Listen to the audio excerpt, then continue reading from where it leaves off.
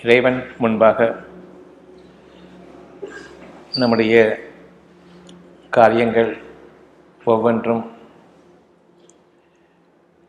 நன்மையான பலன்களை நமக்கு பெற்றுத்தர வேண்டும் என்று நாம் விரும்புகின்றோம்.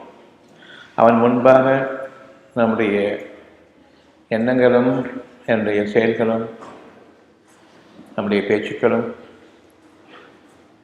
முறையான பேச்சுக்களாகவும் நியாயமான செயல்களாகவும் எண்ணங்கள் உட்பட பிரித்தறிந்து உணர்ந்து நன்மையின் பக்கம் உறுதியாக நம்முடைய எண்ணங்களை நிலைப்படுத்தி கொண்டவர்களாகவும் நாம் வாழ வேண்டிய கடமைக்கு உள்ளாக்கப்பட்டிருக்கின்றோம்.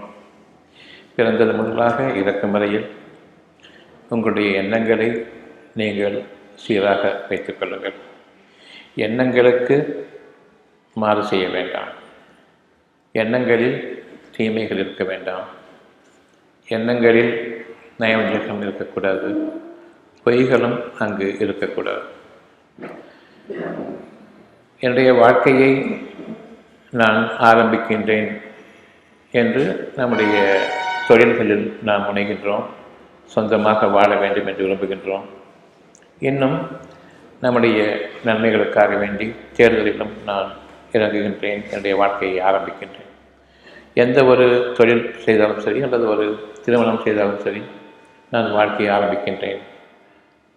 உலகத்தில் உள்ள அவ்வளவு பேருக்கும் இது ஒரு வழிமுறையாக இருக்கிறது. பிறந்த நாள் வந்தாலும் சரி வாழ்த்துகின்றேன், உங்களுடைய வாழ்க்கை நன்மையாக இருக்கட்டும் என்று ஒருவருக்கொருவர் நற்செய்தி கூறுவதும் ஆசீர்வாதம் செய்து கொள்வதும் நம்முடைய வாழ்க்கையாக இருக்கின்றது. இவையெல்லாம் சரிதானா? நான் வாழ்க்கையை ஆரம்பிக்கப் போகின்றேனா? நான் வாழப்போகின்றேனா? பிறருடைய ஆசீர்வாதம் என்னை வாழ வைக்குமா?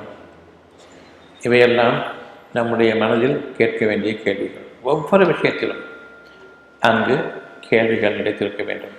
சரியா தவறா? அவ்வளோதான். இந்த போக்குகள் நியாயமா அநியாயமா? இது பெருமைக்குரியதா அல்லது பணிவுக்குரியதா? நாம் சீர்தூக்கி பார்க்க வேண்டி நமக்கு மனதை இறைவன் அமைத்திருக்கின்றான். யார் மனதை உபயோகிக்கின்றார்களோ அவர்களுக்கு இறைவனுடைய உதவி என்றென்றும் ஒவ்வொரு மூச்சிலும் பாதுகாப்பும் சேர்ந்திருக்கின்றது. இந்த பாதுகாப்பையும் உதவியையும் நம்முடைய வாழ்க்கைக்கு அழகான பாதைக்கான வழிமுறையாக எடுத்துக்கொள்ள வேண்டும். நான் என்னை படைத்துக் கொண்டேனா என்ற அந்த எண்ணத்திற்கு முதலில் வர வேண்டும். இல்லை, என் பெற்றோர்களை படைத்தது யார்? நிச்சயமாக அவர்களுடைய பெற்றோர்களும் இல்லை. மனிதனை படைத்தது யார்? நிச்சயமாக அவன் இறைவன். அந்த படைத்த இறைவன் தான் உங்களுக்கு உங்களுடைய தேவைகளுக்கு உங்களுடைய இறைக்கு உரியவன் என்பதை நம்முடைய மனதில் அமைத்திருக்கின்றான். பெரும் துன்பமான சூழ்நிலைகளின் போது நாம் நிச்சயமாக கடவுளே, தெய்வமே, இறைவனே என்று திரும்புகின்றோம். ஆனால் அந்த துன்பத்தை நீக்கிவிட்டால்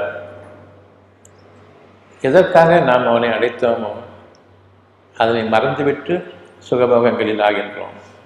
நம்முடைய மனைச்சலின் பால் நாம் விளைகின்றோம். இங்கு நமக்கும் இறைவனுக்கும் இடையே விரிசல் ஏற்படுகின்றது. அந்த விரிசல் மிகவும் பெரிய பிளவாக ஆகிவிட்டால் நாம் அவனை மறந்தவர்களாக ஆகிவிடுகின்றோம். இப்பொழுது இறைவனுடைய அனுமதியை கொண்டு வேறு ஒரு துன்பம் வருகிறது. நிச்சயமாக நமக்கு சோதனைகளுக்கு மேல் சோதனைகள் ஒவ்வொரு பொழுதிலும் காலத்தவணையின் பிரகாரம் வந்து கொண்டே இருக்கின்றன. ஒரு முறை ஒரு தவறு வரும் பொழுது ஒரு கஷ்டத்தை நான் அனுபவிக்கின்றேன். ஒரு முறை நான் தவறு நேரும் பொழுது பின்னர் அந்த தவறுகளுக்கு திருந்தாத வரையில் ஒரு காலம் நமக்காக அனுமதிக்கப்படுகின்றது. அதன் பின்னர் ஒரு துன்பம் ஏற்படுகின்றது. கவலைகளும் வேதனைகளும் பயமும் துன்பங்களும் அடுக்கடுக்காக நமக்கு ஒரு சோதனைகளாக வருகின்றன. முடிந்தால் உங்களுடைய மனதில் இருக்கிற கவலையை நீக்கிக் கொள்ளுங்கள். இந்த கவலை உங்களுடைய நாளைய வாழ்க்கையை பற்றிய செய்தி. இதற்குரிய ஒரு சூழ்நிலை உங்களுக்காக உருவாக இருக்கின்றது. எனவே நீங்கள் சிந்தித்து உணர்வதற்கு தகுதி கிடைத்தவர்களாக இருப்பின் சிந்தித்து உணருங்கள். உங்களுக்கு ஒரு சோதனை ஏற்படுகின்றது, பிறருக்கு ஒரு சோதனை ஏற்படுகின்றது. சோதனைகள் இல்லாத வாழ்க்கை யாருக்குமே இல்லை. அப்படியானால் சோதனைகள் நீங்கள் உங்களை சோதித்து பார்த்துக் கொள்வதற்காக வேண்டி அமைக்கப்படுகிறதை தவிர இறைவன் நம்மை பற்றி முழுதுமாக அறிந்திருக்கின்றான். நமக்கு ஒவ்வொரு நாளும் தடைகள், என்னுடைய காரியங்களில் சங்கடங்கள், பிறர் மூலமாக தொல்லைகள், இன்னும் நான் எதிர்பார்க்காத பிரச்சனைகளையும் ஒவ்வொரு நாளும் நான் சந்திக்கின்றேன். அவையெல்லாம் எனக்கு பழகிவிட்டன. இவற்றையெல்லாம் நான் தாங்கிக் கொள்வதும் பின்னர் இதெல்லாம் சாதாரண விஷயம் என்று விட்டுவிடுவதும் நமக்கு பழக்கமாகிவிட்டது. மனதிற்கு ஒரு குறை ஏற்படும் பொழுது அந்த குறைகள் இருக்கக்கூடாது என்று இறைவனுடைய வாக்கு. உங்களுடைய மனம் எதனை விரும்புகின்றதோ அதன்பால் தான் உங்களுடைய வாழ்க்கை இருக்கின்றது. உங்களுடைய மனதில் இருக்கக்கூடிய ஒவ்வொரு விஷயமும் சத்தியத்தின் அடிப்படையை கொண்டு அங்கு அமைகின்றது. உங்களுடைய தேவைகள் அவ்வளவும் அவன் உங்களுக்கு அறிவிப்பதன் காரணமாக அந்த தேவைகள் நிகழ்ந்து கொண்டிருக்கின்றன. என்னுடைய மனதில் ஒரு தேவை ஏற்படுகிறது என்றால் இன்றைக்கு அந்த தேவையை இறைவன் அமைக்கின்றான். இறைவனை பற்றி நம்முடைய எண்ணம் என்ன? இறைவன் நமக்காக படைப்பாளனாக இருக்கின்றான். நம்முடைய தேவைகளுக்காக அவன் படைப்பாளனாக இருக்கின்றான்.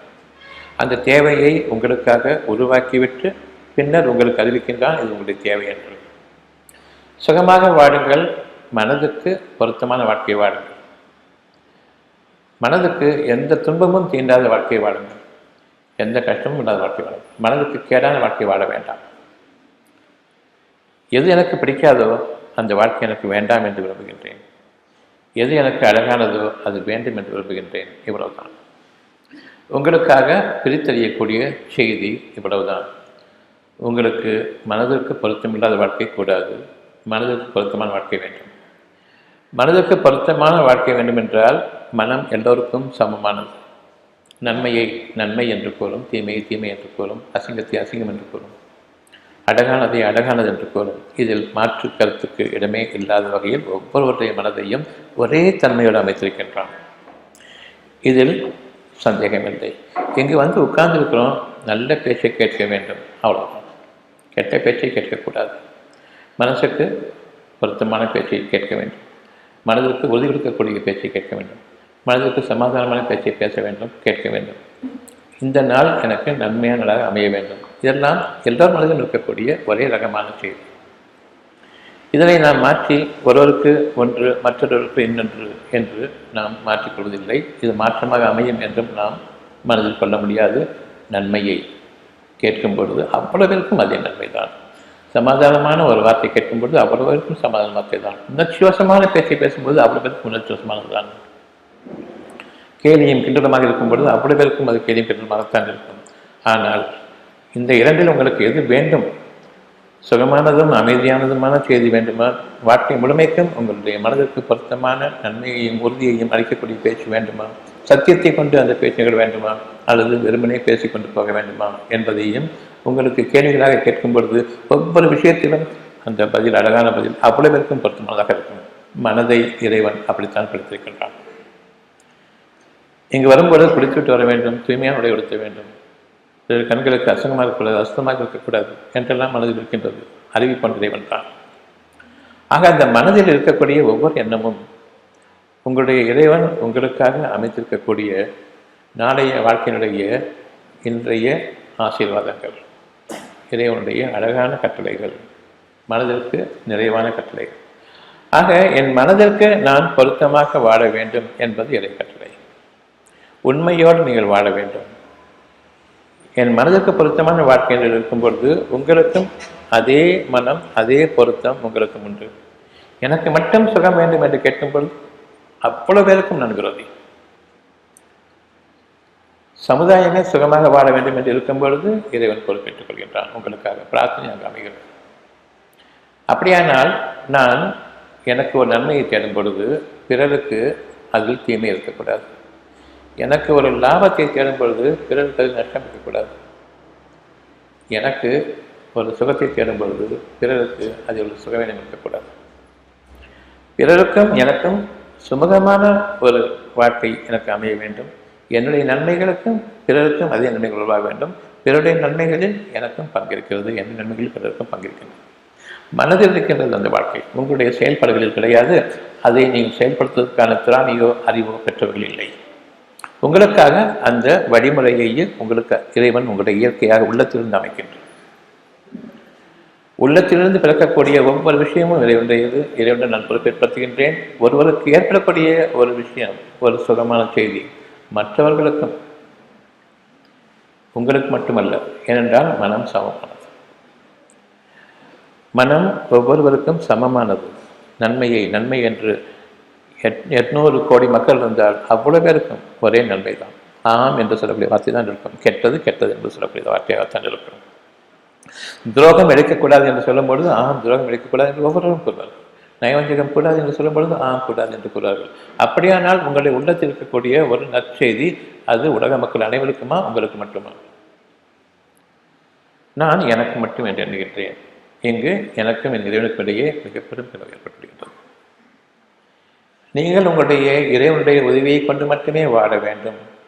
ஏனென்றால் அந்த 800 கோடி மக்களுக்கும் உங்களுக்கு அறிவிக்கக்கூடிய ஒரு அழகான ஒரு தேவை அவர்களுக்கும் உண்டு. இதனை நீங்கள் உங்களுக்கே நிறைவேற்றிக் கொள்ள முடியாது என்று இருக்கும் பொழுது 800 கோடி மக்களுக்குமா நீங்கள் நிறைவேற்றுவீர்கள்? நான் எனக்கு மட்டுமே நிறைவேற்றிக் கொள்வேன் என்று நீங்கள் முனையும் பொழுது அதுவும் முடியவில்லை என்பது. உங்களுக்கு மட்டும் என்று நீங்கள் ஆகும் பொழுது 800 கோடி மக்களுக்கும் துரோகமாக ஒரு வாழ்க்கையை அமைக்க முடியுமே தவிர உங்களுக்கே அது நன்மையாக நிச்சயமாக அமையும் என்று எண்ணிக்கொண்டு செயல்படுவது ஒரு காலம். அவ்விதமாக செயல்பட முடியாது, செயல்படக்கூடாது. எனக்கு மட்டும் என்று நன்மையை நான் விரும்புவதெல்லாம் எனக்கு நானே சாபக்கேட்டை வைத்துக் கொண்டிருக்கின்றேன். அகிலத்தாருக்கு ஒரே மனம், அதில் ஒரு மனதுக்கு மற்றொரு மனம், ஒருவருக்கு பிடித்தது மற்றொருக்கு பிடிக்காது என்பது கிடையவே கிடையாது. இது ஒரு கடுமையான சோதனை இறைவனிடமிருந்து. உங்களுக்கு ஒரு அழகான செய்தி, உங்களுக்கு ஒரு தேவை, உங்களுக்கு ஒரு விருப்பம், எனக்கு ஒரு விருப்பம், அவ்வளவு பேருக்கும் போய் சேர வேண்டும். இது இறைவனுக்கு மட்டுமே தான் முடியுமே தவிர யார் படைப்பானோ அந்த படைப்பானுக்கு அது லேசானது. உங்களுக்கு அது சாத்தியமே கிடையாது. எனக்கு மட்டுமே நான் நன்மை செய்து கொள்கின்றேனே, இன்னும் சாத்தியம் கிடையாது. 800 கோடி மக்களுக்கு விரோதமாக நீங்கள் ஒருவர் நிற்கின்றீர்கள் என்று அறிந்து கொள்ளுங்கள். ஆனால் பெரும்பாலான மக்கள் தங்களுக்கு மட்டுமே தான் அந்த ஒரு எண்ணத்தை அமைத்துக்கொண்டு அதில் வாழ தொலைப்படுகின்றனர். தீமைகள் என்னை தவிர எல்லோருக்கும் போய்விடட்டும், நன்மை அவ்வளவு பேருக்கும் இல்லை, எனக்கு மட்டுமே வந்துவிடட்டும். இது நியாயமான போக்கிலே சத்தியத்திற்கு விரோதமான போக்காக இருக்கின்றது. இப்பொழுது நாம் இறைவன் விட்டு விலகி இருக்கின்றோம். இது என்னுடைய சோதனை காலமாக ஆரம்பிக்கின்றது. உங்களுடைய மனதில் சுகத்தை உங்களுடைய எண்ணங்களால் அதை தீட்டுப்படதாக ஆக்கிவிட்டீர்கள். சுகவீனத்தை கொண்டு எனக்கு மட்டும் என்று ஆசைப்படும் பொழுது, நான் அதில் முனையும் பொழுது, இப்பொழுது எனக்கு என்று ஆசைப்படும் பொழுது நீங்கள் ஒரு பொருளாக இறைவனுடைய ஒரு தேவை உங்களுக்காக அறிவித்திருக்கின்றானே, அதை ஒரு பொருளாக பார்த்துவிட்டீர்கள். சுகம் வேண்டும் என்று நீங்கள் இருக்கும் பொழுது பொருளாக பார்க்கின்றீர்கள். சுகம் என்பது பார்க்கக்கூடிய பொருள் அல்ல, அனுபவிக்கக்கூடிய ஒரு உணர்வு, மனதில் அனுபவிக்கக்கூடிய ஒரு உணர்வு. சுகம் வேண்டும் என்று நான் விரும்பும் பொழுது அது மனதில் அனுபவிக்கக்கூடிய ஒரு உணர்வு, அது பார்க்கக்கூடிய பொருள் அல்ல. அப்படியானால் அந்த உணர்வு அருவமான அந்த சக்தியிலிருந்து உருவாகின்றது. உங்களுடைய சுற்றுப்புறங்களிலிருந்தும் உங்களுடைய இந்த இயற்கை சூழல்களிலிருந்தும் உங்களுடைய மனதினுடைய இயற்கையிலிருந்தும் அது உங்களுக்காக உருவாகின்றது. அந்த ஒரு நற்செய்தி ஒரு அழகான உயிரோட்டமுள்ள சக்தியாக நீங்கள் விரும்பும் பொழுதே அது உருவாக ஆரம்பித்துவிட்டது. அப்படி விரும்பும் பொழுது அனைவருக்கும் அது பொதுவானது தான் என்ற அந்த எண்ணத்தை கொண்டு விரும்புங்கள் என்று முதலாக. சுகம் வேண்டும் என்று இருக்கும் பொழுது அவ்வளவு பேருக்கும் சுகம் வேண்டும் என்று விரும்புங்கள். யாராவது ஒருவர் ஒரு முடமாக கை கால்கள் இல்லாமல் அல்லது பெரும் கஷ்டத்தோடு இருக்கின்றார் என்று பார்க்கும் பொழுது அவருக்கு இல்லாமல் அவ்வளவு பேருக்கும் பாவ மன்னிப்பு கேட்கும். உங்களுக்கும் சேர்த்து அவருக்கும் சேர்த்து ஒரு செகண்ட்ல முடிய வேண்டிய விஷயம் இதெல்லாம். மனதில் இருக்கக்கூடிய சத்தியத்தை நாம் விளங்க வேண்டும். இது என்னுடைய பிரச்சனை இல்லை, சமுதாயத்தின் பிரச்சனை. சமுதாயம் என்றால் நீங்கள் வாழ்க்கை சமுதாயம் இல்லை, அகிலத்தாரின் பிரச்சனை. இது என்னுடைய நன்மை இல்லை, அகிலத்தாருக்கான நன்மைகள்.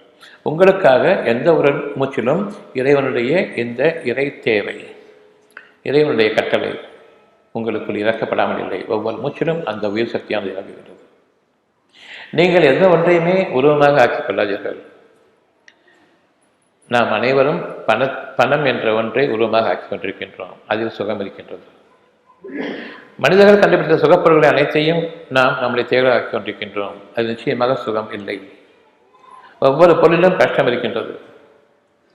ஒவ்வொரு பொருளிலும் அதற்குரிய ஒரு கேடு சூழ்ந்து கொண்டிருக்கின்றது. இதில் மின்சாரம் இருக்கின்றது, ஒரு கேடு இருக்கின்றது. அதில் வெப்பம் இருக்கின்றது, ஒரு கேடு இருக்கின்றது. ஃபோன் பேசும்போது கூட காது எரியுது, மூளையை தாக்குது. எல்லாமே நாம் வெளிப்படையாக அறிந்திருக்கக்கூடிய சில உண்மைகள். அந்த பொருளை சம்பாதிப்பதற்கு நீங்கள் மனிதர்களுக்கு விரோதமாக செயல்பட வேண்டும். பணம் சம்பாதிப்பதற்கு மனிதர்களுக்கு விரோதமாக செயல்பட வேண்டும்.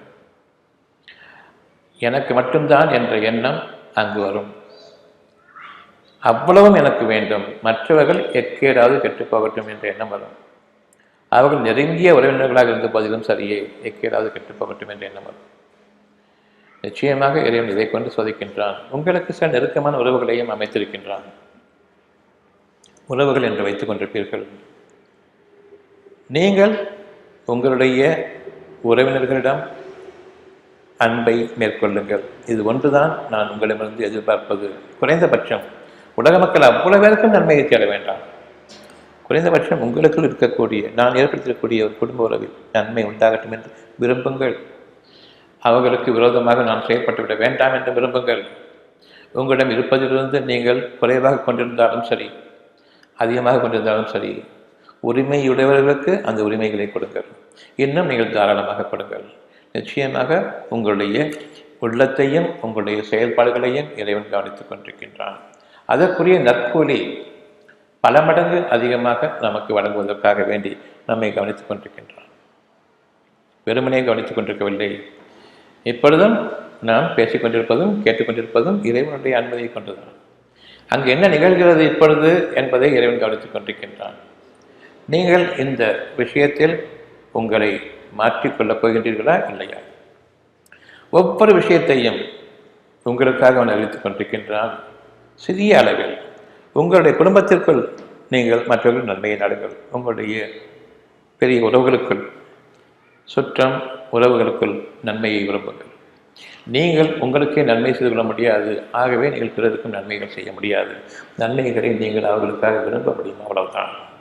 அந்த விருப்பங்கள் உங்களுக்கு அப்பால் நீங்கள் எந்த அளவுக்கு விசாலமாக இருக்கின்றீர்களோ, மற்றவர்களும் நன்மையான வாழ்க்கை வாழ வேண்டும் என்று, சுகமான வாழ்க்கை வாழ வேண்டும் என்று, துன்பங்கள் நீக்கப்பட்ட வாழ்க்கை வாழ வேண்டும் என்று விரும்புகின்றீர்களோ, அந்த அளவுக்கு உங்களுடைய நல் அறிவு பெருகுகிறது. மேலும் மேலும் மேலும் அது பெருகுவதற்கான ஒரே வழி, உங்களிடமிருந்து எதனையும் கேட்கவில்லை. நீங்கள் உங்களுடைய உறவினர்களிடம் அன்பு பாராட்டுங்கள். அவர்களுக்கு துரோகம் செய்யாதீர்கள். நீங்கள் வாழ்ந்து கொண்டிருக்கும் பொழுது மற்றவர்கள் கொஞ்சம் கஷ்டத்தில் இருந்தால் அவர்களுடைய உரிமைகளை கொடுக்க வேண்டும். அவர்களுக்காக நீங்கள் செலவும் செய்ய வேண்டும், பிரார்த்தனையும் செய்ய வேண்டும். உங்கள் பொருள்களிலிருந்து நீங்கள் செலவு செய்வதன் காரணமாக பொருள்களை நாடி வாழக்கூடிய வாழ்க்கையிலிருந்து உங்களை இறைவன் விடுவித்து உயர்த்துகின்றான். மன ரீதியான வாழ்க்கையில் அந்த மனம்தான் உங்களுடைய வாழ்க்கை என்பதை நம்மை அறிவிப்பான், நமக்கு அறிவிப்பான், அறியச் செய்வான். ஒவ்வொரு விஷயத்திலும் மனம் சுகமாக இருந்தால் மட்டும்தான் என்னுடைய மற்ற வேலைகளுக்கு என் கைகால்கள் கூட இயங்கும்.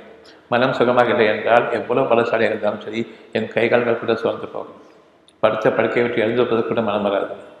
அந்த அளவுக்கு நான் சோகத்திலும் ஆகிவிடுவேன், மன அழுத்தத்திற்கும் உண்டாகிவிடுவேன்.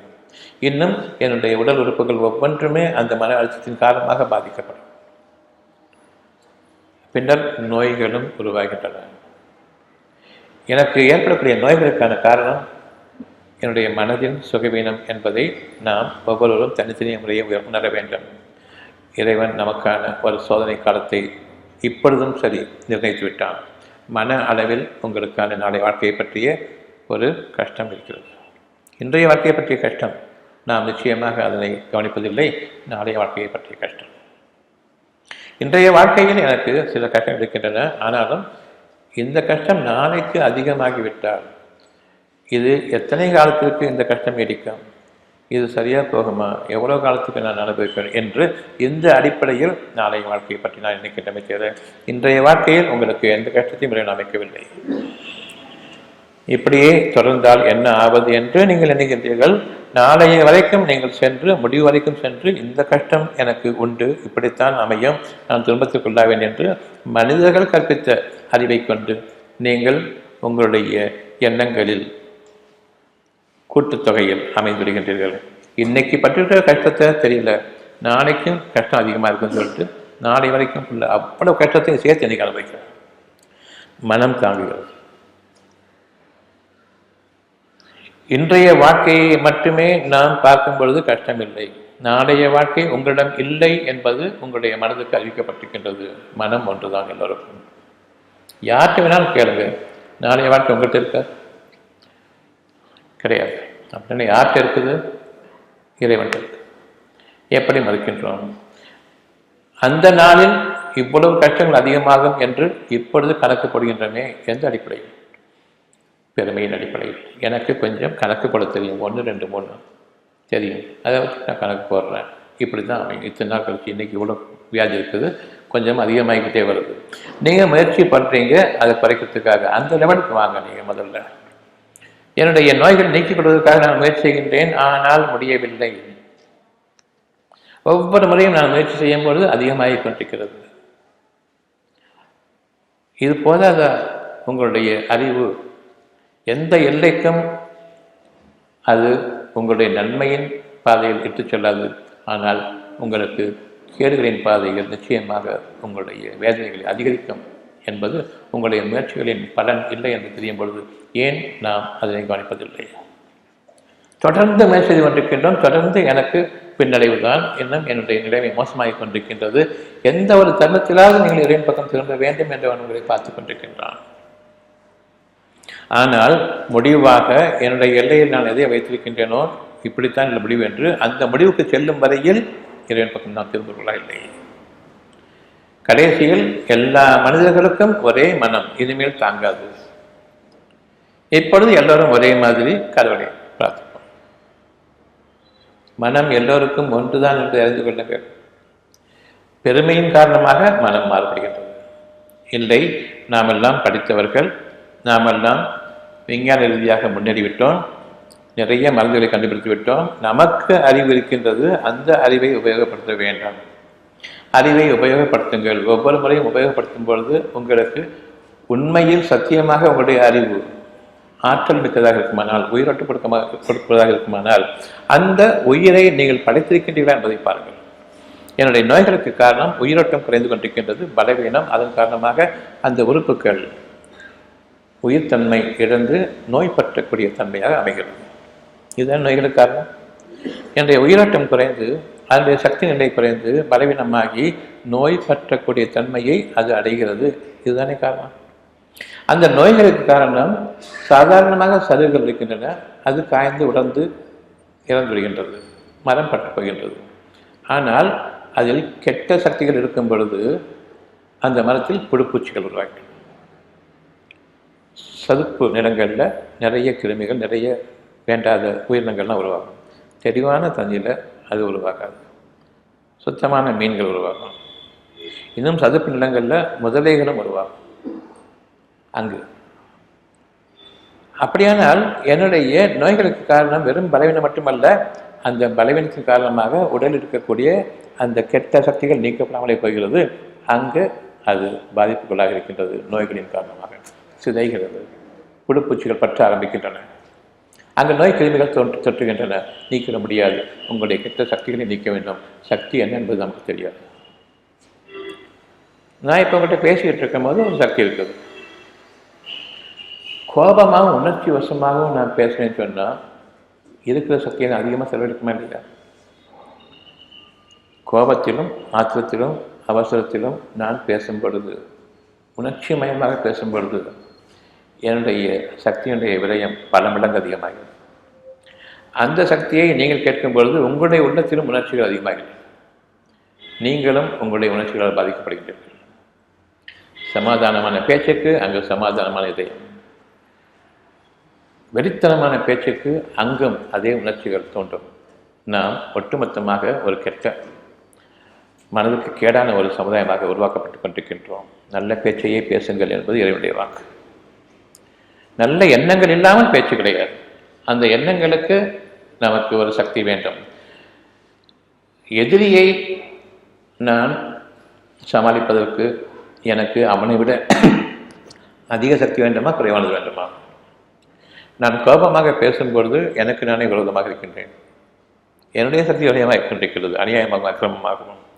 இதனை கட்டுப்படுத்துவதற்கு எனக்கு பொறுமை வேண்டுமா, அல்லது இதனை வெற்றி கொள்வதற்கு இன்னும் அதிகமாக நான் என்னுடைய சக்தியை இன்னும் உணர்ச்சிவசமாக பேச வேண்டுமா, உபயோகிக்க வேண்டுமா?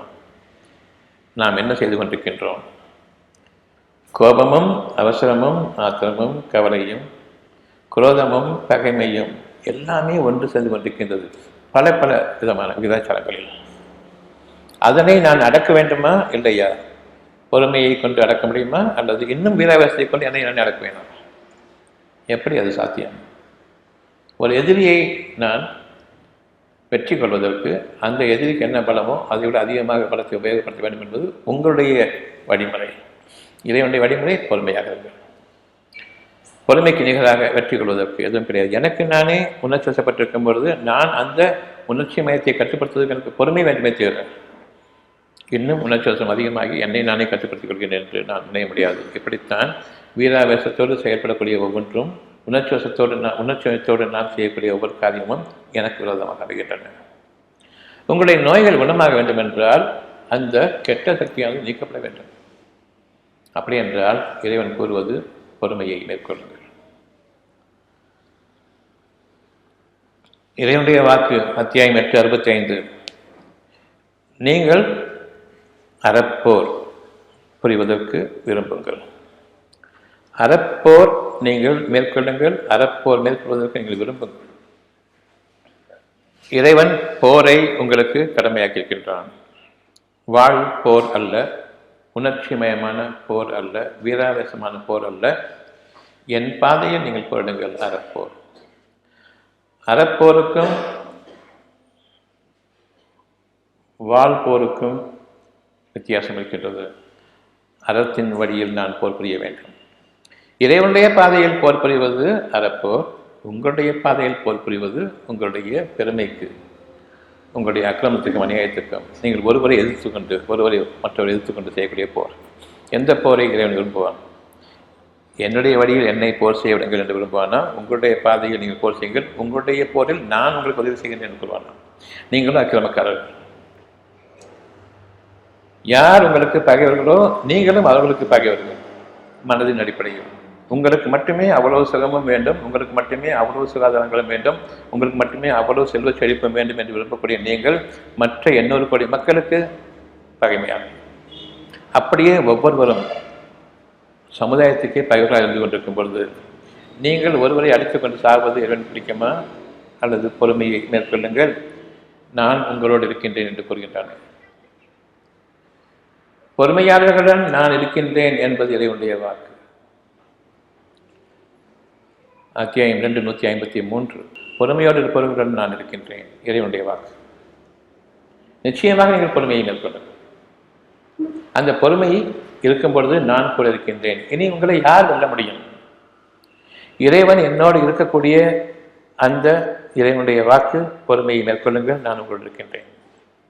அந்த பொறுமைக்குரிய பலன், இறைவனுடைய உதவி உங்களுக்கு சமீபமாக அமைகின்றது.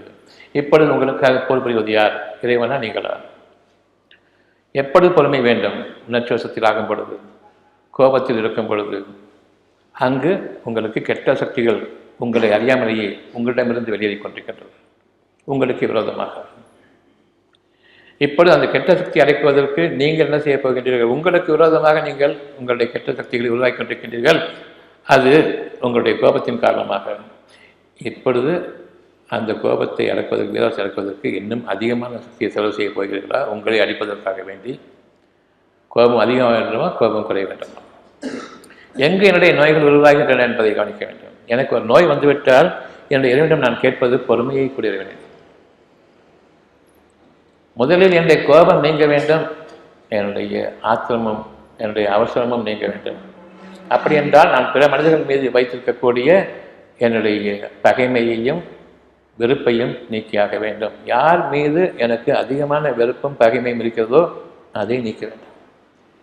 கண்டிப்பாக நமக்கு பகைவர்கள் இருக்கின்றார்கள், தொழில் பகைவர்கள் இருக்கின்றார்கள், உறவு முறையில் பகைவர்கள் இருக்கின்றார்கள். நாம் ஏற்படுத்தி கொண்டது அந்த பகைமை. நான் உங்களுக்கு கேடை நினைத்தேன், நீங்கள் எனக்கு கேடு நினைத்து ஆக வேண்டும். இதில் யார் முந்திக் கொள்கின்றீர்களோ தங்களுடைய பாவத்திற்காக அவர்கள் நிச்சயமாக இறை பாக்கியம் பெற்றவர்கள். அழகான ஒரு சோதனை காலம். நாளைய வாழ்க்கை பற்றிய கவலை நீக்கப்படுகின்றது, நாளைய வாழ்க்கை பற்றிய பயம் நீக்கப்பட்டுவிட்டது, நாளைய வாழ்க்கை பற்றிய ஒரு அமைதி. யாருக்கு நாளைய வாழ்க்கையை பற்றிய சதா அந்த கால்குலேஷன்லேயே இருப்பாங்களோ, கணக்கில் இருக்காங்களோ, என்ன செய்யலாம், எப்படி பணத்தை புரட்டலாம், எவ்வளோ பணம் சேமிக்கலாம், எவ்வளோ தூரத்துக்கு நாம் மற்ற பேர் கொடுக்க வேண்டிய பணத்தை நம்மளே அனுபவிச்சுக்கலாம். இதில் வாக்குவாதம், இதில் பொறாமை, இதில் போட்டி, நீயா நான் பார்க்கக்கூடிய அந்த பெருமையும் சேர்ந்து வருது. எல்லாம் சேர்ந்து வெறுப்பும் பகைமையும் கொலை செய்ய வேண்டும் என்ற அளவுக்கு போயிடும். நான் என்னுடைய கேடுகளில் மிதமிஞ்சு கொண்டிருக்கின்றேன். எந்த அளவுக்கு எனக்கு ஒரு அதிருப்தியானது பகைமையாக போர்க்குணமாக மாறுகின்றதோ எனக்கு என்னுடைய உறுப்புகள் நாசமடைந்து கொண்டிருக்கின்றன, நோய்கள் உருவாகி கொண்டிருக்கின்றன, என்னுடைய நல்ல சக்திகள் அவ்வளவு விரயமாகிவிட்டன. ஆனால் என்னுடைய உள்ளுக்குள் இருக்கக்கூடிய கழிவுகளும் தேக்கங்களும் அந்த கெட்ட சக்திகள் நீக்குவதற்கு நல்ல சக்திகள் விரயமாகிவிட்டதன் காரணமாக, கெட்ட சக்திகள் மாறிக்கும் காரணமாக கேடுகள் அதிகமாக தங்குகின்றன. இப்பொழுது நோய் பற்றுகின்றது, நோய் கிருமிகள் பற்றுகின்றன, செயலிழக்கின்றன உறுப்புகள். நாம் இன்று ஒவ்வொருவரும் இந்த நிலையில் இருந்து கொண்டிருக்கின்றோம். மருந்து மாத்திரைகள் வேணுமா? உங்களுடைய நோய்கள் குணமாகுவதற்காக வேண்டி நோய்கள் வரக்கூடாது இனிமேலும் என்றால் அறப்போர் மேற்கொள்ளுங்கள். உங்களுக்கு விரோதமாகவே நீங்கள் செயல்பட்டு கொண்டிருக்கூடிய இந்த நிலையில் உங்களுக்கு சாதகமான சூழ்நிலை உருவாவதற்காக வேண்டி கோபத்தையும் வெறுப்பையும் பகைமையையும் போர்க்குணத்தையும் நீக்கிக் கொள்ளுங்கள். அங்கு சமாதானம் நடைபெற வேண்டும். உங்களுடைய அழகான இந்த முயற்சிக்குரிய கூலி நல்ல சக்திகள் தங்குகின்றன, கெட்ட சக்திகள் நீக்கப்படுகின்றன, நோய்கள் சுகமாகும். உங்களுக்கு விரோதமாக நீங்கள் போர் புரியுங்கள். முதலில் பார்க்கலாம். உங்களுடைய நோய்கள், உங்களுடைய கெட்ட சக்திகளை நீக்குங்கள், உங்களை தாக்கிக் கொண்டிருக்கிற நோய்களை நீக்குங்கள். முடியுமா என்று பாருங்கள். ஒரு காலம் முடியாது. நீங்கள் சமாதானம் அடைந்தால் தவிர முடியாது. யார் மீதும் குற்றங்கள் குறைகள் இல்லாமல் இல்லை. மனித சமுதாயத்தில் ஒருத்தருக்கு கூட குறை இல்லாமல் இல்லை. நான் உங்களை ஒரு குறை சொன்னேன்னு சொன்னா அதே குறை என்னிடம் இருக்கிறது. இந்த குறைப்பட்ட கண்களோடு பார்க்கும்போது குறை தெரியும், நிறைவான கண்களோடு பார்த்தா நிறைகள் மட்டுமே தெரியும். குறைகள் நீக்கப்பட்ட கண்கள் நமக்கு வேணும். அகக்கண்ணோடு நான் இணைந்திருக்க வேண்டும். அங்கு இறைவன் நன்மையை மட்டும் பேசுவான். புறக்கண்கள் ஷைத்தான்களுடைய பார்வை கேடுகளை மட்டுமே பார்க்கும். அங்கு இறைவனுடைய உதவி இல்லை. என்னுடைய உண்மையின் சத்தியத்தின் பக்கம் நான் இப்பொழுது திரும்ப வேண்டியவனாக இருக்கின்றேன். இந்த சத்தியத்தின் பக்கம் திரும்புவதற்கு உங்களுக்கு பொறுமை அவசியம். நீங்கள் சுகமாக வாடுங்கள். இந்த பொறுமையை நீங்கள் விரும்பும் பொழுது இந்த பொறுமையை அவ்வளவு பேருக்கும் விரும்புங்கள். மனதில் இருக்கக்கூடிய ஒவ்வொரு நல்ல செய்தியையும் மற்றவர்களுக்காகவும் குறைந்தபட்சம் உங்களுடைய உறவினர்களுக்காக விரும்புங்கள்.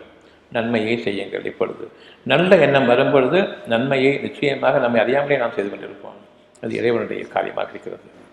பொறுமையாக இருக்கும் பொழுது இன்னும் பேருதவியாக நாம் மற்றவர்களுக்கு உதவி செய்து கொண்டிருப்போம். இங்கு மன நிறைவுக்கு மேல் நிறைவு உங்களை அறியாமலேயே நிகழும். எனவே உங்களுக்கு நோய்கள் கிடையாது. 60 வயதானாலும் 70 வயதானாலும் நோய்கள் கிடையாது. இருக்கும் நோய்கள் நீங்க ஆரம்பிக்கும். இது மட்டுமே தான் நோய்கள் நீங்குவதற்கான ஒரே வழியை தவிர என்னுடைய அறிவு என்ற இந்த கேடுகளை கொண்டு நான் மருந்துகளை சாப்பிட்டு என்னுடைய நோய்களை நீக்கிக் கொள்வேன் என்று கூறுவது ஒரு காலம் பொறுத்தாது. ஆக யார் இதில் முந்திக் கொள்வார்கள்? நல்லறிவு வேண்டும் என்று முந்திக் கொள்வார்கள் யார்? அத்தியாயம் 8 வசனம் 65.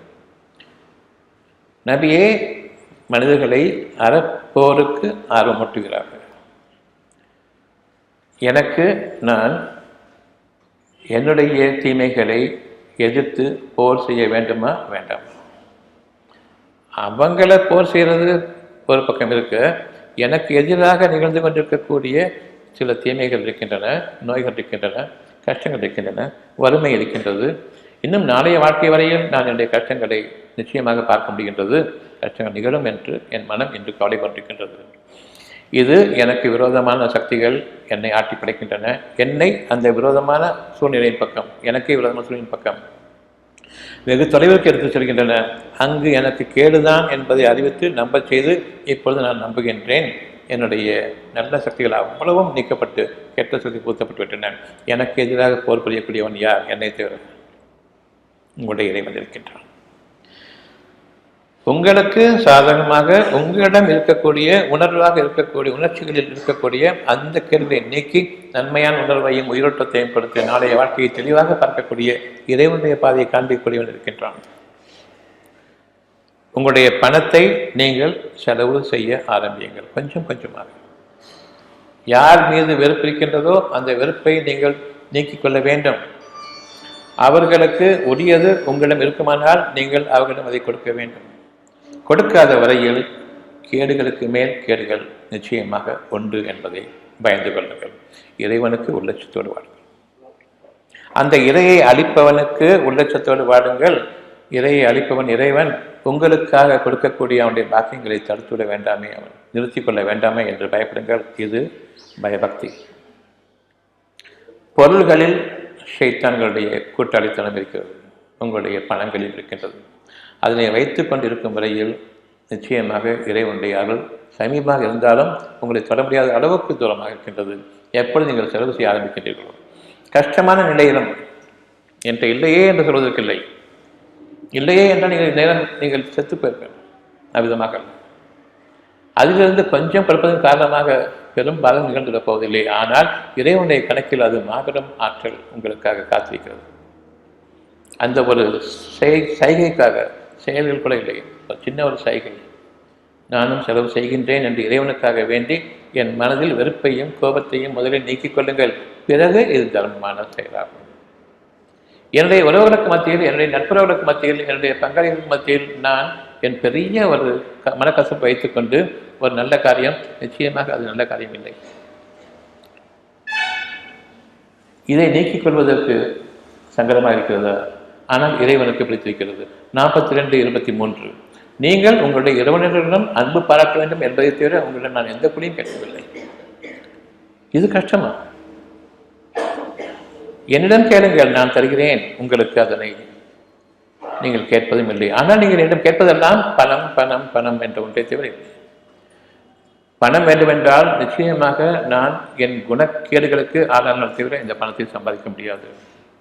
இறைவனுடைய மாபெரும் அழகான உயர்வான அந்த குணங்கள் அனைத்தையும் நான் விட வேண்டும். பிறகு எப்படி எனக்கும் என்னுடைய இறைவனுக்கும் இடையே பிரார்த்தனையின் மூலமாக கூட தொடர்பு ஏற்பட முடியும்? எப்படி நான் கோயில்களுக்கும் மசூதிகளுக்கும் சர்ச்சுகளுக்கும் சென்று கொண்டிருக்கின்றேன், அங்கு எனக்கு விமோசனம் இருக்கிறது என்று பூசாரிகளை நம்பி ஏன் உள்ளத்தில் அந்த தூய்மையும் அந்த பயமும் இல்லை? இறைவன் நம்மை கவனித்துக் கொண்டிருக்கின்றான். உங்களோடு நான் இருக்கின்றேன், பொறுமையாளர்களாக நீங்கள் இருப்பீர்களானால் இனி நமக்கு என்ன கேடு வந்துவிடும்? ஆனால் கேடுகள் வந்து கொண்டிருப்பதற்கு காரணம் என் இறைவனை நான் விலக்கிவிட்டேன். ஏன் விலக்கிவிட்டேன்? பொறுமையாக இருக்க முடியாது. ஏன்? என்னுடைய வீராவேசத்தை காட்ட வேண்டும் என்னுடைய பகைவர்களுக்கு. யாருடைய பகைவர்கள்? என்னுடைய நெருங்கிய உறவினர்கள். இதற்கு மேல் நாம் கேடுகளை சம்பாதிப்பதற்கு என்ன இருக்கிறது? நான் உதவி செய்ய வேண்டாம், நீங்கள் என்னுடைய உறவினராக இருக்கலாம், நான் உதவி செய்ய வேண்டாம், ஆனால் நீங்கள் பெற வேண்டும் என்று விரும்ப வேண்டாம், அது போதும் இறைவனுக்கு. நீங்கள் துன்பத்திற்குள்ளாக வேண்டும் என்று நான் எதிர்பார்த்திருக்க வேண்டாம், அது போதும் இறைவனுக்கு. இறைவன் மனிதன் மீது அன்பு மிக்கவன். உங்கள் முன்பாக நீங்கள் யார் செத்தொழிய வேண்டும் என்று நீங்கள் விரும்புகின்றீர்களோ அவர்கள் அழகாக வாழ்ந்து கொண்டிருக்கின்றார்கள். வாழ வைத்துக் கொண்டிருப்பவன் உங்களுடைய விருப்பத்திற்கும் உங்களுடைய விருப்புக்கு மீறிய ஒரு செயலை கொண்டு வாழ வைத்துக் கொண்டிருக்கின்றான். அப்படி என்றால் நீங்கள் ஒருவரை வெறுக்கின்றீர்கள், அவர்களை இறைவன் விரும்பிக் கொண்டிருக்கின்றான் வாழ வேண்டும் என்று. உங்களிடம் இருக்கக்கூடிய விருப்பம் அவரிடம் இல்லை. உங்களையே வாழ வைத்துக் கொண்டிருக்கும் பொழுது அவனை நான் வாழ வைக்க மாட்டேன். இது இறைவனுடைய கேள்வி. யாரை விட்டேன்னா பார் என்று நீங்கள் இருக்கின்றீர்களோ, அவ்வளவு கோபத்தில் இருக்கின்றீர்களோ, ஆனால் யாரை நீங்கள் கருவறுக்க வேண்டும் என்று எண்ணிக்கொண்டிருக்கின்றீர்களோ அவர்களுக்கு அந்த அளவுக்கு கோபம் உங்கள் மீது இல்லை. இதில் யார் நன்மையாளர்கள்? யார் இறைவன் வாழ வைப்பான்? யார் மீது அதிகமாக அன்பு கொண்டிருப்பான்? நிச்சயமாக யார் மீது நான் அளவுக்கு அதிகமாக கோபம் கொண்டிருக்கின்றனோ, ஆனால் அவருக்கு அவ்வளவு கோபம் என்னது இல்லையோ அவர்கள் மீது இறைவன் நாட்டம் கொண்டிருக்கின்றான். அப்படி இருக்கும் பொழுது நான் அவர்கள் மீது கொண்டிருக்கக்கூடிய அந்த ஒரு கோபமானது இறைவனுக்கு விரோதமாக நான் நடக்கக்கூடிய செயலா இல்லையா? நான் அவரை பகைத்துக் கொண்டிருக்கிறேனா அல்லது என் இறைவனை நான் பகைக்கின்றேன்? நேரடியாக எனக்கும் இறைவனுக்குடைய போர். இதில் வாழ்ந்து கொண்டிருக்கக்கூடிய நாம் இன்றும் கூட நீக்கிக் கொள்ளுங்கள். உங்களுக்கும் உங்களுடைய உறவினர்களுக்கும் இடையே, நட்புறவுகளுக்கும் இடையே இருக்கக்கூடிய மனக்கசப்பையும் மனக்கொதிப்பையும் நீக்கிக் கொள்ளுங்கள். உங்களுடைய நோய்களிலிருந்து இன்று இப்பொழுது நீங்கள் விடுதலை பெற வேண்டும்.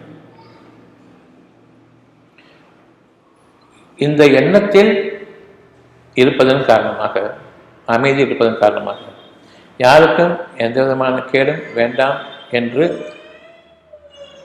இறைவனுடைய அந்த மாபெரும் ஆற்றலை உணர்ந்து ஏற்றுக்கொண்டிருக்கும் காரணமாக அவர்களுக்கு யார் ஏற்றுக்கொண்டிருக்கிறார்களோ மற்றவர்கள் மீது ஒரு அழகான பிடிமானம் இருக்கின்றது.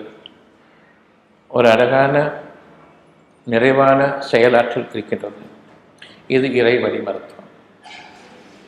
இறைவனுடைய பாதையில் எந்த அளவுக்கு நீங்கள் மனம் அமைதி கொண்டிருக்கின்றீர்களோ, எந்த அளவுக்கு யார் மீது வெறுப்பு இருக்கின்றதோ அது நீக்கப்பட்டுவிட்டதோ, இனி உங்களுடைய ஒரு எண்ணத்திற்கு அவர்களுக்கு ஏற்படக்கூடிய சில நோய்கள் நீங்கும். மனம் எல்லோருக்கும் சமமானது.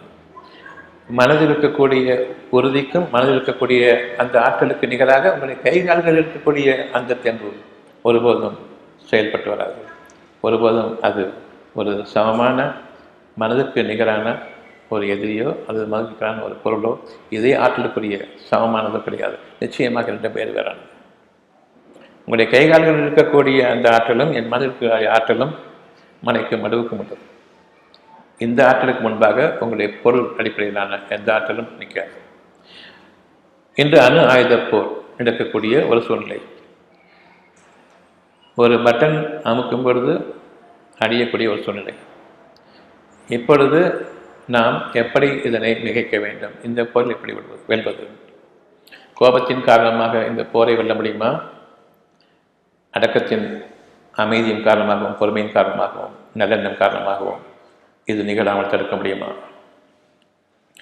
இந்த அணு ஆயுதங்களை அடக்கி வைத்திருப்பது உங்களுடைய பணிவும் பொறுமையும் இரையாற்றலும். இந்த 2 தான் இரையாற்றல். இதுவா அல்லது உங்களுடைய வீராவசமான நானும் போடுவேன் நீயும் போடு, குண்டை ஏமன் போடுறான் குண்டை பவன் போடுறான், போட முடியுமா? அதற்கு பெயர் போரா? இறைவன் உங்களிடம் கேட்கின்றான், நீங்கள் போரில் வெற்றி கொள்ளணுமா போரை வெற்றி கொள்ளணுமா? நல்லறிவு வந்தால் போரை வெற்றி கொள்ளுங்கள். போரில் மாட்டிட்டு நீயும் சாவு நானும் சாவு, பாக்கி இருக்கிறவங்க யாரும் அவங்க தான் வெற்றி விட்டாங்கன்னு சொல்லக்கூடிய இந்த வகையான மனிதனுடைய கெட்ட வழிகளை விட்டு விலகுங்கள். போரில் நீங்கள் வெல்லக்கூடாது, போரை வெல்ல வேண்டும். அமைதியை தவிர வழி கிடையாது. ஒவ்வொரு போர்க்குணமும் நோய்களை உருவாக்கி கொண்டிருக்கின்றது என்பதை அறிந்து கொள்ளுங்கள். ஒவ்வொரு கோபாவேசமும் நோய்களை உருவாக்கி கொண்டிருக்கிறது என்று அறிந்து கொள்ளுங்கள். இதனை நான் நீக்க வேண்டும். கெட்ட சக்திகள் நல்ல சக்தி அவ்வளவு கெட்ட சக்திகளை மயங்கிக் கொண்டிருக்கின்றன. நான் பேசும்பொழுது கோபமாக பேசும்பொழுது என்னுடைய சொந்த சக்தி தான் விரயமாகிறது. எப்படி? கெட்ட சக்திகள் விரயமாகிறது. அப்படியானால் எந்த அளவுக்கு நோய் கிருமிகள் உள்ளுக்குள் தங்கக்கூடிய கெட்ட சக்திகள் தங்குகின்றன என்பதை காணுங்கள். அது கேடுகளை நீக்க முடியாது. நல்ல சக்தியாக இருக்கும் பொழுது என்னுடைய கழிவுகளையும் கேடுகளையும் நீக்குவதற்கு உதவும், நன்மைகளை கிரகிப்பதற்கு உதவும். இந்த நன்மை அவ்வளவும் கெட்ட சக்தியாக மாற்றிய பிறகு நன்மையை கிரகிக்க முடியாது, தீமைகளை நீக்க முடியாது. நீங்கள் நோய்வாய்ப்பட்டவர்கள். சிறு குழந்தையாக இருக்கும் பொழுதே உங்களுடைய குழந்தைகளை நீங்கள் கவனிப்பீர்கள். துருதுருன்னு இருக்குது, கோபம் வருது, ஆத்திரம் வருது. நிறைய இறைவனிடம் பாவம் கேட்க வேண்டியிருக்கின்றது. நம்மிடமிருந்து கற்றுக்கொண்டது தான் அது. பெற்றோர்களிடமிருந்து கற்றுக்கொண்ட அந்த கேள்விகள் தான். இன்னும் காலங்கள் நிறைய இருக்கின்றன. அதற்கான சோதனை காலம் நிகழ்ந்து கொண்டிருக்கின்றது. அந்த கோபம் கூடாது, அவசரம் கூடாது, ஆத்திரம் கூடாது, அந்த குறும்புத்தனமும் கூடாது. என் இறைவனே என்று கதறுங்கள் உங்கள் முன்பாக. என்னையும் என்னுடைய சந்ததிகளையும் காப்பாற்றுவாயாக. நிச்சயமாக ஷைத்தான் வந்துவிட்டான். ஒவ்வொரு முறையும் கோபம் கொள்ளும்பொழுது பயப்படுங்கள். உள்ளட்சத்தோடு உங்களுடைய குடும்பத்தை கவனித்துக் கொண்டு வாருங்கள். யாருக்கும் கோபம் அதிகமாக இருக்குமானால் அடக்க வேண்டும். அவர்களுக்கு பிடித்தாலும் சரி, அவர்களுக்கு பிடிக்காவிட்டாலும் சரி அடக்க வேண்டும். மற்றவர்களை பற்றிய குறை கூறும் எண்ணம் இருக்குமானால் இன்னும் பயப்பட வேண்டும். எனக்கு குறை காணும் நோக்கம் இருக்கின்றது. காரணம் பெருமை. உங்களிடம் அந்த குறை இருப்பதன் காரணமாகத்தான் நீங்கள் பார்க்கின்றீர்கள். இதில் யார் பெருசு யார் சின்னது? குறை காண்றவங்கள்ட்ட அதிகமாக குறை இருக்கும். தப்பு பார்க்குறவங்கள்ட்ட அந்த தப்பில் கரை தான் இருக்குமா இல்லைன்னா இது தப்பு இது பாசைன்னு பார்க்குறதுக்கு, அது நுணுக்கமாக பார்க்குறதுக்கு, சின்ன சின்ன விஷயத்தை கூட நான் பெருசாக இருப்பேன்னு சொல்லும்போது எந்த அளவுக்கு நான் அதை தேர்ச்சிப்பட்டனா இருக்கணும் எந்த குறைகளில் அந்த குறையை பார்க்குறதுக்கு. நாம் அறியாதவர்களாக வாழ்ந்து கொண்டிருக்கின்றோம். இறைவன் நம்மை கண்காணித்தவனாக இருக்கின்றான். போருக்கு ஆர்வமூட்டுகளாக பொறுமையுடையவர்கள் உங்களில் 10 பேர் இருக்கிறானால் 100 பேர்களை நீங்கள் சமாளிக்க முடியும். உங்களில் 1000 பேர் இருப்பீர்களானால் 2000 பேரை நீங்கள் சமாளிக்க முடியும். உங்களுடைய பொறுமைக்கு 65, 66. உங்களில் 20 பேர் இருப்பீர்களானால் 200 பேரை நீங்கள் சமாளிப்பீர்கள். ஆக உங்களுடைய பொறுமைக்கு தீமையை 10 மடங்கு அதிகமாக வெல்லக்கூடிய குணம் இருக்கின்றது. ஏனென்றால் பொறுமையாளர்களுடன் நான் இருக்கின்றேன். இப்பொழுது பொறுமையை கேட்டால் வாழ்க்கை முழுமைக்கும் எந்த நோயும் இல்லாமல் இருக்க முடியுமா? அவசரத்திற்கு என்ன வேண்டும்? பொறுமை வேண்டும். ஆத்திரம் இருந்தால் என்ன வேண்டும்? பொறுமை வேண்டும். கோபப்பட்டால் என்ன வேண்டும்? பொறுமை வேண்டும். ஒவ்வொரு கெட்ட குணத்திற்கும் பொறுமை ஒன்றுதான் அதை வெல்லக்கூடிய ஒரே ஆயுதம். இந்த பொறுமைக்கு நிகராக இன்று உங்களுடைய நிலைமை மாறுவதற்கு, இன்று முதல் என்றென்றைக்குமே மாறுவதற்கு இதற்கு மேல் ஒரு அழகான பாதை கிடையாது. அந்த பொறுமைக்கு உரிய நற்கூலி உங்களுக்கு முழுமையாக வேண்டுமென்றால் உங்களுக்குள் இருக்கக்கூடிய பணம் என்ற ஒன்று, அதை கொண்டு இருக்கக்கூடிய மனக்கசப்புகள் நீக்கப்பட வேண்டும். செலவு செய்ய ஆரம்பியுங்கள். உங்களுடைய கவலை நீங்கும். இது நாளைய வாழ்க்கையில் நீங்கள் எந்த கவலையை கொண்டு இன்று பணம் சேகரித்துக் கொண்டிருக்கின்றீர்களோ அந்த கவலையை நீக்கிவிடும். உங்களுக்கான வருமானம் பெருக ஆரம்பிக்கும். உங்களுக்கான உயிரோட்டம் உங்களுடைய உடல்நிலையை தேற்றிக் கொண்டு வரும். இனி உங்களுடைய கிரகிக்கும் தன்மை, இறைவனுடைய வாக்குகளை கிரகிக்கும் தன்மை அதிகமாகும். இந்த கிரகிப்பில் உயிரோட்டம் நிலைபெறும், உறுதிப்படும். இந்த உயிரோட்டத்திலும் உறுதிப்பட்ட நிலையிலும் உங்களுக்கு வானங்கள் முதலாக பூமி வரையிலும் சூழ்நிலைகள் மாறிக்கொண்டு வரும். இறைவனுடைய ஆற்றலின்படி வானங்கள் முதலாக பூமி வரையிலும் உங்களுடைய சூழ்நிலைகள் மாற்றப்படும். இது இறைவன் மீது ஆணையாக சத்தியமான உண்மை. இறைவன் உங்களுக்கு என்று அறிவுறுத்துவதெல்லாம் அறப்போருக்கு தயாராகுங்கள். ஜிஹாத் புனித போர், வாழ்போரா அறப்போரா? பொறுமைக்குரிய போரா? எது புனித போர்? அடிச்சுட்டு சாவுறதா அல்லது 2 பேருமே வாழ்றதா? எது புனித போர்? போரை வெல்றதா போரில் வெல்றதா? எது புனித போர்? இறைவன் உங்களுக்காக போர் புரிய வேண்டுமா? ஷைத்தான் உங்களை முன்னின்று வழிநடத்த முடியுமா? எது போர்? உங்களிடம் பெருமையும் கோபமும் இருந்தால் அது ஷைத்தானை குணமா இல்லையா?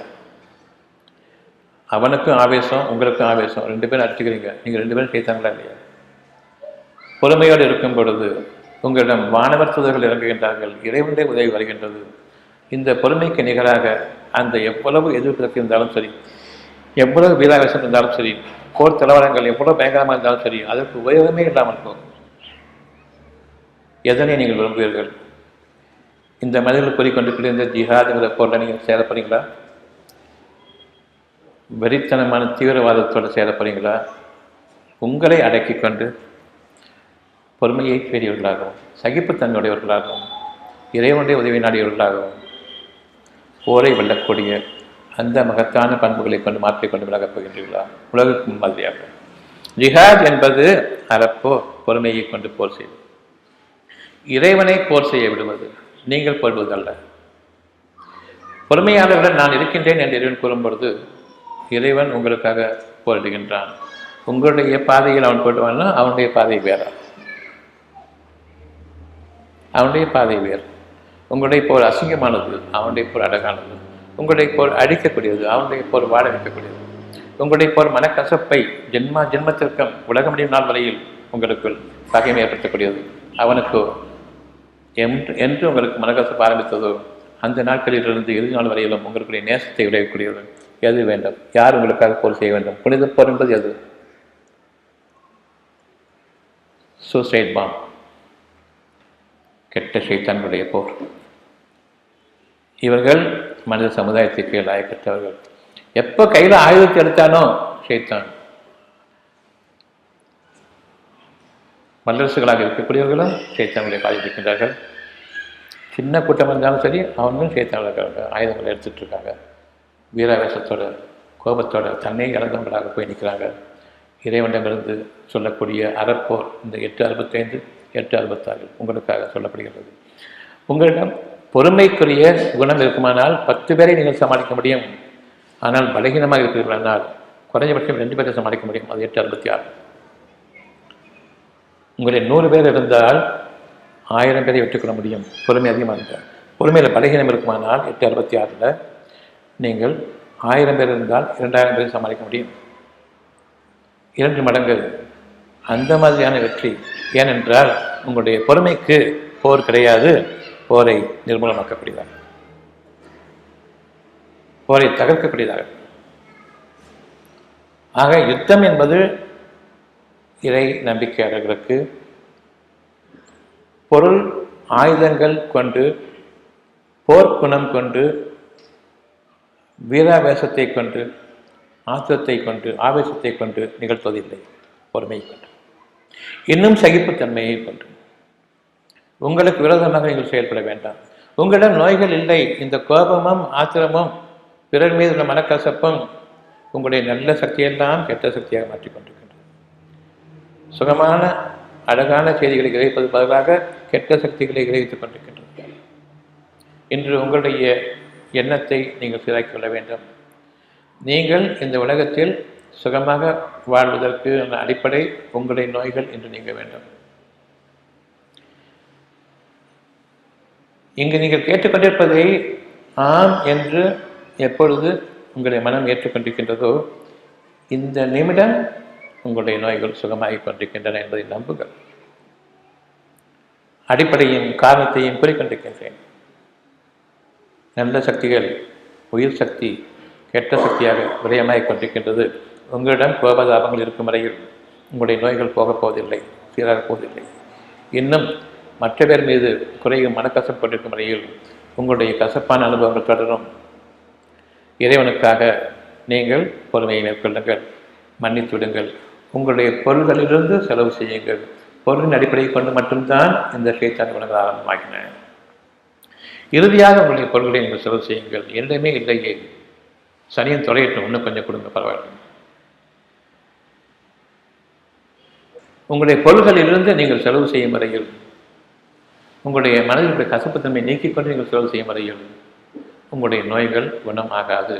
ஆனாலும் நீங்கள் இந்த மனக்கசப்பை நீக்கிக் கொள்ளாமல் எவ்வளவு பொருள் செலவு செய்தாலும் சரி, நோய் குணமாக போவதில்லை. பொருள்களும் வீணாகும், உங்களுடைய நோய்களும் குணமாகாது. மேலும் நீங்கள் சபிக்கப்பட்ட மக்களாகவே, பிறரால் தூற்றப்பட்ட மக்களாகவே நீங்கள் மரணிப்பீர்கள். அந்த மரணம் நல்ல மரணம் அல்ல. உங்களுக்கான சோதனை காலம் நீங்கள் திருந்துவதற்காக இப்பொழுது ஒரு குறிப்பிட்ட நோயும் ஒரு குறிப்பிட்ட அளவின்படி உங்களுக்கு கொடுக்கப்பட்டிருக்கின்றது. பொறுமையை கேளுங்கள். உங்களுடைய மனக்கசப்புகளை நீக்குங்கள், அறவே நீக்குங்கள். அடுத்தவங்களுக்கு என் மேலே எவ்வளோ கோபம் இருந்தாலும் சரி, உங்களுக்கு ஒரு அணுவன கூட கோபம் இருக்கக்கூடாது. எப்பொழுது இறைவன் கூறுகின்றான், அத்தியாயம் 3 125, யாரை நீங்கள் பகைவர்கள் சொல்லிட்டு இருக்கீங்களோ அந்த பகைவர்கள் உங்கள் மீது வேகமாக வந்து பாய்ந்த போதிலும் அவர்கள் உங்களுக்கு அல்லாஹ்வுக்கு எதிராக ஒரு சிறுத்தையும் செய்திட முடியாது. நம்பிக்கை கொள்ளுங்கள். அத்தியாயம் 3 125 பகைவர்கள் உங்கள் மீது இந்த கணமே வேகமாக வந்து பாய்ந்த போதிலும் அவர்களுடைய பொறுப்புகள் நீக்கப்பட்டு விட்டன. காரணம், இங்கு நான் இருக்கின்றேன். பொறுமையோடு இருப்பதன் காரணமாக, பொறுமையை வேண்டியதன் காரணமாக.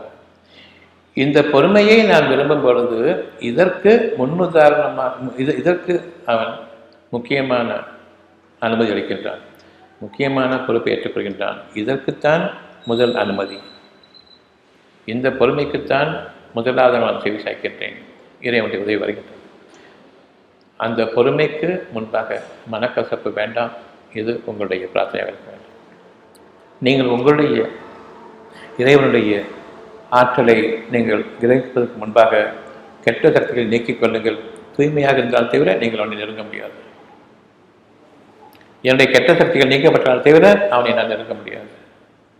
ஆக உங்களுடைய தீமைகள் உங்களிடமிருந்து நீங்க வேண்டும். இப்பொழுது நீங்கள் உங்களுடைய இரண்டு பக்கம் திரும்புங்கள். என் இறைவனே, கோபதாபங்களிலிருந்தும் மனக்கசப்புகளிலிருந்தும் என்னை நீ பாதுகாத்துக் கொள். வேண்டாம், நோய்கள் உங்களை விட்டும் நீங்க வேண்டும் என்றே இப்பொழுது இந்த கடமை. பகைவர்கள் வந்து உங்கள் மீது பாய்வதற்கட்டும். உங்களுடைய போர்க்குணங்கள் உங்களை பாய்ந்து உங்களை அழித்துக் கொண்டிருக்கின்றதே, அதை விட்டு நீங்கள் நீங்கிக் கொள்ளுங்கள். கணவன், மனைவி,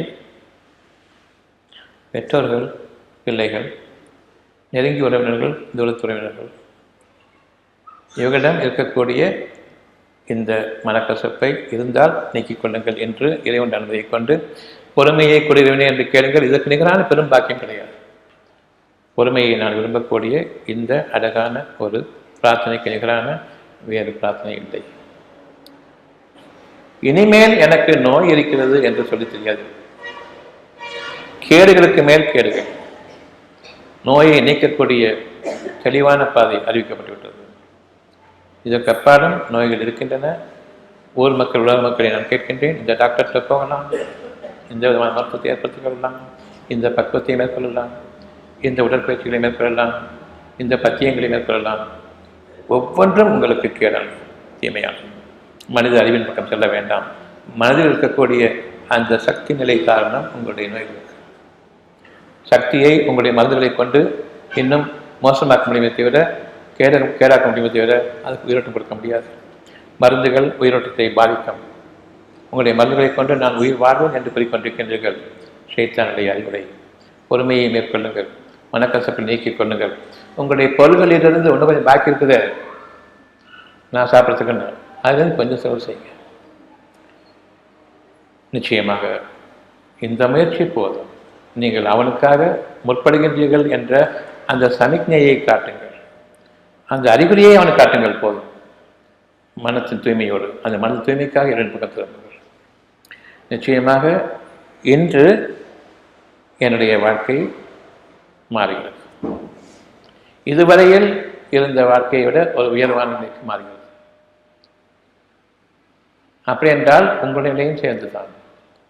ஏனென்றால் எனக்கு மட்டுமே நான் எதனையும் கேட்பதில்லை, எல்லாருக்கும் சேர்த்தது. ஒரு மனம்தான் அவ்வளவு இருக்கும், பல மனங்கள் கிடையாது. நல்லதாக இருக்கும் பொழுது உலகத்தால் அகிலத்தால் அவ்வளவு இருக்கும் கேளுங்கள். இறைவனுடைய வாக்கு இது. இது அகிலத்தாருக்கெல்லாம் நல்ல உபதேசம். இறைவனுடைய அகிலங்களின் இறைவனான அல்லாவுக்கே எல்லா புகழும் இந்த வழியை காண்பித்ததற்காக வேண்டி அவன் அளவற்ற அருளாளன், நிகழில்லாத இலக்கமுடையவன், தீர்ப்பு நாளின் அதிபதி அவன் தான். இப்பொழுது எனக்காக நான் எதனை அவன் விரும்பினேனோ, தீர்வாக எதனை அமைத்தானோ, அந்த தீர்வை உறுதிப்படுத்துபவன் அவன் தான், தீர்ப்பு நாளின் அதிபதி. எங்களுக்கு நேர்வழியை நீ அறிவிப்பாயாக, இன்னமும் அதை உறுதிப்படுத்தி வைப்பாயாக. யார் மீது இதுவரை அருள் புரிந்தாயோ அந்த பாதையை காட்டு. யாரை நீ கைவிட்டு விட்டாயோ அந்த வழியிலிருந்தும் எங்களை நீ பாதுகாத்துக்கொள். நிச்சயமாக உன்னிடமே நான் திரும்புகின்றேன் என்ற இந்த சத்தியத்தையும் உண்மையையும் கொண்டு இன்று நம்முடைய வாழ்க்கையை புதிய வாழ்க்கையாக ஆரம்பிப்போம்.